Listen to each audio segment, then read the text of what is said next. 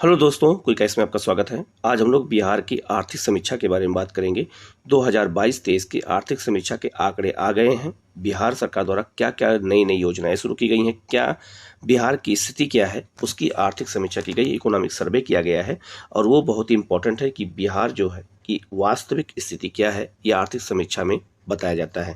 तो हम लोग शुरू करते हैं। आप लोग चैनल को सब्सक्राइब कर लीजिएगा, बेल आइकन को जरूर प्रेस कर लीजिएगा। और हम लोग पूरी बीपीएससी की एक एक टॉपिक की तैयारी हम लोग शुरू कर रहे हैं, बिल्कुल अपने चैनल के माध्यम से, जिससे क्योंकि पेपर इस बार 30 सितंबर को है। आप लोग फॉर्म का इंतजार मत करिए, फॉर्म जब आएगा तो आएगा, आप लोग बस तैयारी शुरू कर दीजिए आप लोग अच्छे से, क्योंकि 3 महीना बचा है।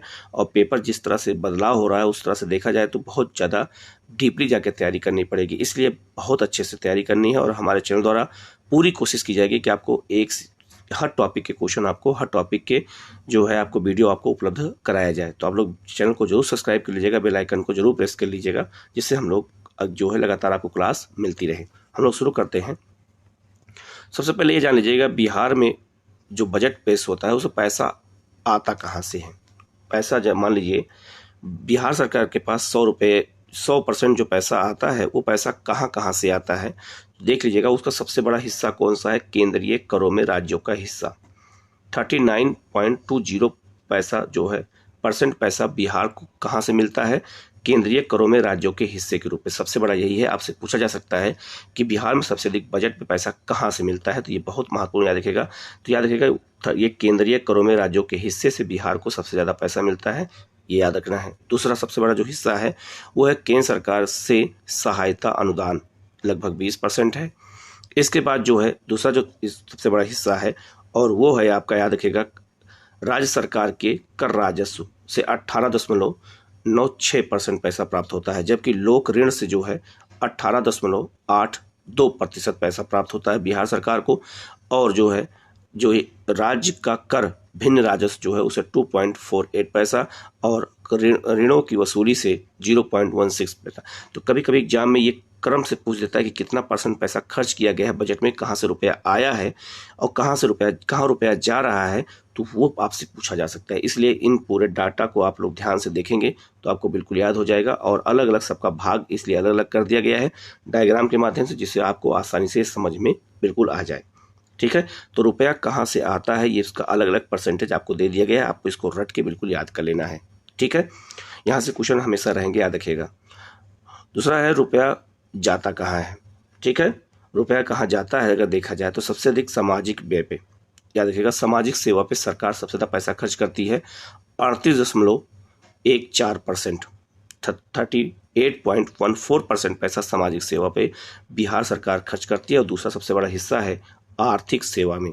ठीक है, माफ करिएगा, सामान्य सेवा में। सामान्य सेवा में 28.38% है, जबकि आर्थिक सेवा में 24.01% पैसा बिहार सरकार खर्च कर रही है। बाकी अन्य % भी आप यहाँ देख सकते हैं। रोक ऋण पे कितना है, अनुदान पे कितना, जिसे सब्सिडी कहते हैं। तो इसमें 3 बातें आपको याद रखना है कि सबसे अधिक बिहार सरकार किस पे पैसा खर्च करती है, तो कहाँ रुपया जाता है उसमें सामाजिक सेवा सबसे बड़ा है, दूसरा सामान्य सेवा, और तीसरा आर्थिक सेवा। और तीनों के % अलग अलग आपको यहाँ दिए गए हैं। तो ये बहुत महत्वपूर्ण है, ये आपसे एग्जाम में पूछा जा सकता है। अब हम लोग बिहार में अर्थव्यवस्था की बात करें तो बिहार की अर्थव्यवस्था में प्राथमिक क्षेत्र का कितना योगदान है, द्वितीय क्षेत्र का कितना योगदान है, और तृतीय क्षेत्र का कितना योगदान है, इसको भी हम देख लेते हैं, क्योंकि इनका % पूछा जाता है। पिछली बार पूछा गया था और हर बार पूछा जाएगा। तो तीनों के हर चीज़ का % हमें याद रखना है जरूर, क्योंकि डाटाबेस क्वेश्चन वहाँ भी एग्जाम में बहुत ज़्यादा पूछे जाते हैं। तो प्राथमिक क्षेत्र को के अंतर्गत हम कृषि को रखते हैं, द्वितीय क्षेत्र के अंतर्गत हम जो उद्योगों को रखते हैं, और तृतीय क्षेत्र के अंदर हम लोग सेवा को रखते हैं। तो बिहार में प्राथमिक क्षेत्र का कितना योगदान है, थोड़ा घट गया है, याद रखिएगा। पहले कितना था, 21.4% था, अब घट करके कितना हो गया है, 21.2% हो गया है। तो बिहार में प्राथमिक क्षेत्र का योगदान थोड़ा सा घट गया है। दूसरा है द्वितीय क्षेत्र का, तो उद्योगों का योगदान कितना था पहले, 19.3%, जो घट करके कितना हो गया है, 18.1%। तो ये क्वेश्चन आपसे पूछा जा सकता है कि कितना घट गया है। और तृतीय जो क्षेत्र है सेवा क्षेत्र, उसका योगदान बढ़ गया है। तो 59.3% से 16.7% योगदान किसका हो गया है, सेवा क्षेत्र का। तो आपसे पूछा जा सकता है कि तीनों का % आपको याद रखना है, इसलिए तीनों के % को मैंने अलग अलग दे दिया है, आप यहाँ देख सकते हैं। तो प्राथमिक क्षेत्र का योगदान कितना है, 21.2%, द्वितीय क्षेत्र का योगदान जो है 18.1% और तृतीय क्षेत्र का 60.7% योगदान किस है तृतीय क्षेत्र का। तो यही जो बिहार की अर्थव्यवस्था है ये उससे जुड़ा हुआ महत्वपूर्ण पॉइंट है, इसको याद रखिएगा। ये परसेंटेज आपसे एग्जाम में पूछा ही जाएगा, पिछली बार भी पूछा गया और हर बार पूछा जाएगा, क्योंकि घट गया है इस बार, कुछ बढ़ा है तो यहाँ से क्वेश्चन बनना स्वाभाविक है। इसके बाद बिहार के सबसे अमीर जिले कौन से हैं, ये नया डाटा आया है। तो सबसे अमीर जो जिले हैं उसमें पटना नंबर 1 पर है, बेगूसराय नंबर 2 पर है और मुंगेर नंबर 3 पर है। ये तीनों बिहार के सबसे अमीर जिले हैं, तो इनको आपको याद रखना है। ये आपसे पूछा जा सकता है कि 3 जिले कौन से हैं अमीर, सबसे ज़्यादा समृद्ध जिले कौन से हैं, तो आपको तीनों को क्रम बना के दे देगा, तो आपको मैचिंग करके मिलाना होगा।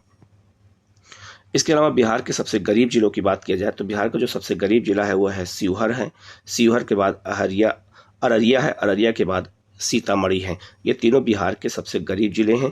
तो ये आंकड़ा भी आपसे एग्जाम में पूछा जाएगा, ये प्रति व्यक्ति आय के आधार पर निकाले गए हैं।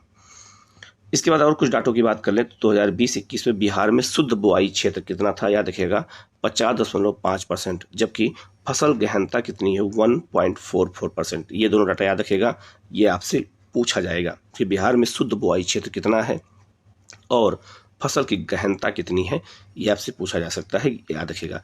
तीसरा जो है बिहार में कितना अनाज का उत्पादन हुआ है, तो 181 लाख टन अनाज का उत्पादन बिहार में हुआ है, आर्थिक समीक्षा में बताया गया है। ये डाटा आपको याद रखना है कि बिहार में कितना जो है अन्न का उत्पादन किया गया है, तो 181.0 लाख टन अनाज का उत्पादन इस बार बिहार में हुआ है। ग्रामीण बिहार में पुरुष श्रमिक संख्या अगर देखा जाए अनुपात में तो कितना है, तो याद रखिएगा 68% है, जबकि संपूर्ण भारत में कितना है तो 77.9%। तो बिहार इसमें काफ़ी आगे है, ठीक है, मतलब काफ़ी पीछे है बिहार, याद रखिएगा राष्ट्रीय स्तर से काफ़ी बिहार पीछे है, ये बहुत महत्वपूर्ण है, राष्ट्रीय स्तर पे आगे है। शहरी बिहार के मामले में पुरुष श्रमिक जनसंख्या अनुपात संपूर्ण भारत के 75.6% की तुलना में 64.6% है बिहार में। ये है शहरों में पुरुष जो है जनसंख्या अनुपात, ये बहुत महत्वपूर्ण आंकड़े हैं, इनको आपको देखना है। इसके अलावा बिहार में पुरुष श्रमिकों की संख्या जो है औसत दैनिक कमाई कितनी है 338 रुपये। बिहार में जो है याद रखिएगा जो पुरुषों की कमाई है औसत कमाई कितनी है तो 338 रुपये, जिसमें महिलाओं की दैनिक कमाई कितनी है 244 रुपये, और दोनों जो अगर अंतराल देखा जाए तो 28% का लैंगिक अंतराल पाया जाता है दोनों में, याद रखिएगा। तो ये बहुत महत्वपूर्ण पॉइंट है कि महिलाओं का दैनिक जो है कितना महिलाएं कमाती हैं और पुरुष कितना कमाते हैं, ये आपसे एग्जाम में पूछा जा सकता है। तो ये दोनों आंकड़ा आपको याद रखना है, बहुत जो महत्वपूर्ण है। तो पुरुषों के लिए जो आंकड़ा है वो 338 है और महिलाओं के लिए जो आंकड़ा है वो 244 है, ये आपको याद रखना है, काफ़ी महत्वपूर्ण है। ये सब आर्थिक समीक्षा में बताया गया है।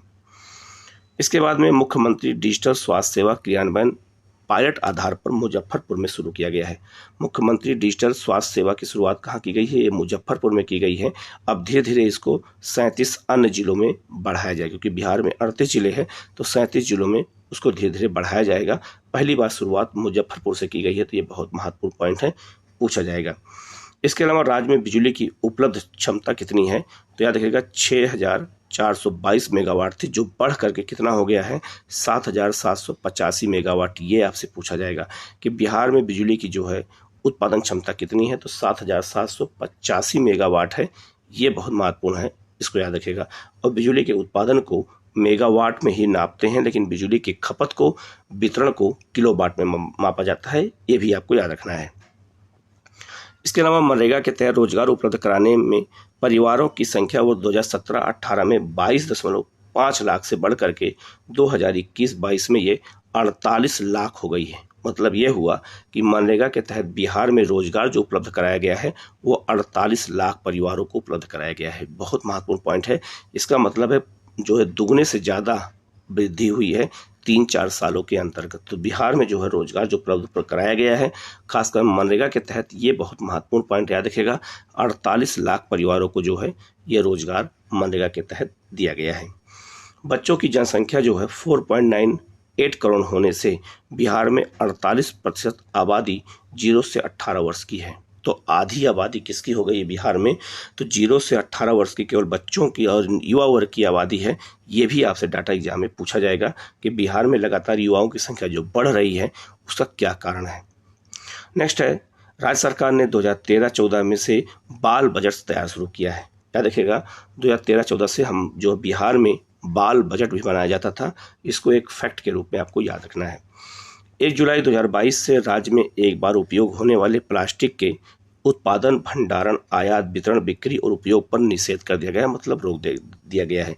तो सिंगल यूज जो प्लास्टिक होता है उसके उत्पादन, बिक्री, वितरण सबको रोक दिया गया है। कब?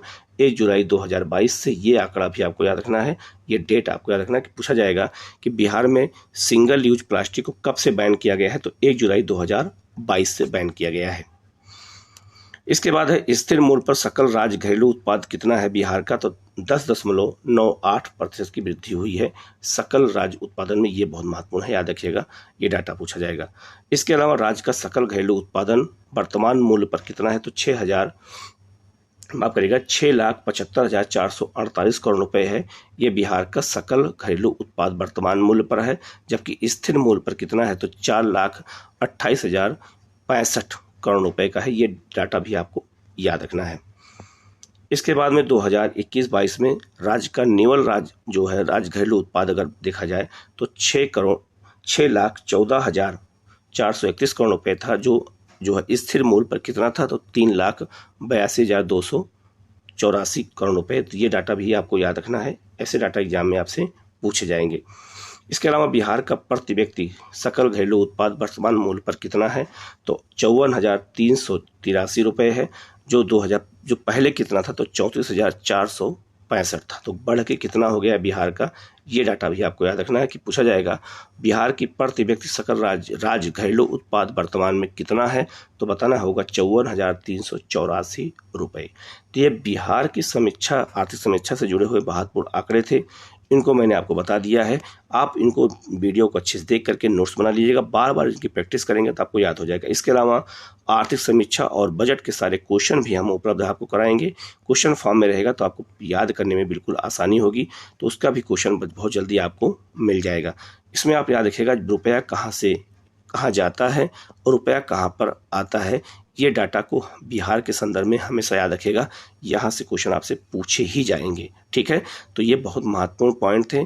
इससे जुड़े हुए और भी वीडियो भी हमारे चैनल द्वारा लगातार दिया जाएगा। उस बीपीएससी की तैयारी शुरू कर दी गई है, आप लोग पूरे वीडियो को अंतिम तक देखिएगा और उसको समझने का प्रयास कीजिएगा। बजट क्या है, कैसे बनता है, मैंने बता दिया है, उसको ध्यान से देखिएगा। वीडियो कैसा लगा कमेंट करके जरूर बताइएगा। Okay, thank you.